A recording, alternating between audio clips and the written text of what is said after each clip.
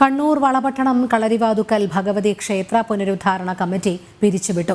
ചിറക്കൽ കോവിലകം executive ഓഫീസറാണ് ക്ഷേത്ര committee പിരിച്ചുവിട്ടത്. ദേവസ്വത്തിന്റെ അനുമതിയില്ലാതെ വെൽഫെയർ പാർട്ടി വാർഡ് മെമ്പറുടെ നേതൃത്വത്തിൽ ക്ഷേത്ര മതിൽക്കെട്ടിനകത്ത് പരിപാടി നടത്താൻ അനുമതി നൽകിയതിനെ തുടർന്നാണ് നടപടി. ഏതാനും ദിവസം മുമ്പാണ് വളപട്ടണം കളരിവാതുക്കൽ ക്ഷേത്ര മതിൽക്കെട്ടിനകത്ത് ജമാഅത്തെ ഇസ്ലാമിയുടെ വാർഡ് മെമ്പറുടെ നേതൃത്വത്തിൽ പരിപാടി നടത്തിയത്.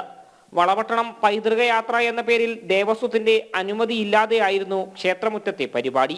സംഭവം വിവാദമാവുകയും ഭക്തരും ഹിന്ദു ഐക്യവേദിയും പ്രതിഷേധവുമായി രംഗത്തു വരികയും ചെയ്തതോടെ ദേവസ്വം ബോർഡ് നടപടിയെടുക്കുകയായിരുന്നു. ചിറക്കൽ കോവിലകം എക്സിക്യൂട്ടീവ് ഓഫീസർ ക്ഷേത്ര കമ്മിറ്റി പിരിച്ചുവിട്ടുകൊണ്ടാണ് നടപടിയെടുത്തത്. ക്ഷേത്ര കമ്മിറ്റി ദേവസ്വവുമായി കൂടിയാലോചിക്കാതെ അനുമതി നൽകിയതിനെ തുടർന്നാണ് പരിപാടി നടന്നത് എന്നാണ് കണ്ടെത്തൽ. ആചാരലംഘനം ഉണ്ടായതിനെ തുടർന്ന് തന്ത്രിയുമായി ആലോചിച്ച് പ്രായശ്ചിത്തക്രിയകൾ നടത്താനും തീരുമാനിച്ചു. ഇതിന്റെ ചെലവ് ആചാരലംഘനത്തിന് ഉത്തരവാദികളായവരിൽ നിന്ന് ഈടാക്കും.